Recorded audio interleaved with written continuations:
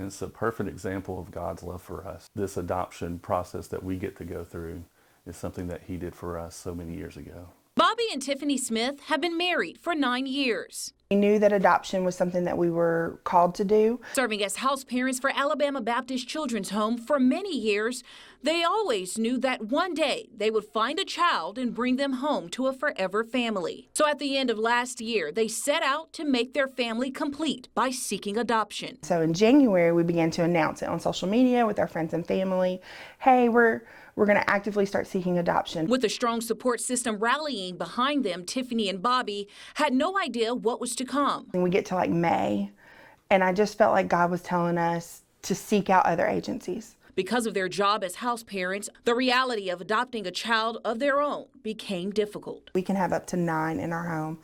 Some agencies saw that as a negative, that when the birth mom would choose, they wouldn't want their child to go to a home with a rotating door of children. And more agencies turned them down.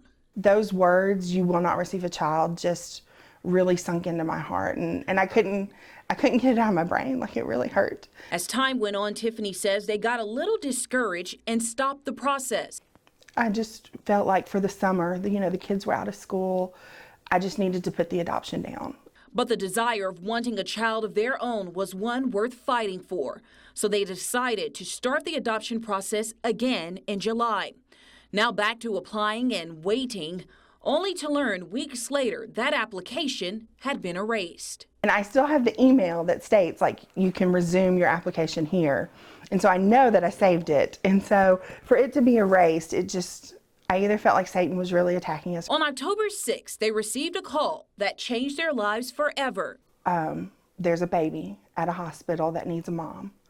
And she had heard through our adoption attorney that the baby was available. And she said, would you want this child? I really feel like God is saying this is your child. They were able to immediately get in touch with Donna Ames with Adoption Rocks, a nonprofit organization that provides adoption help, information, and adoption resources in Mobile.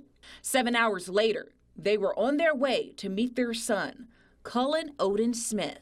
Beautiful baby boy in our arms, and we were able to bond with him. He's a happy baby most of the time. He smiles a lot. They chose a semi-open adoption, meaning they have an open line of communication with Cullen's birth mom. Our desire for you was so strong. We said yes, and that birth mom loves you just as much, to never have resentment towards her or to wonder or to ever feel like you're unwanted, because you were so strongly desired.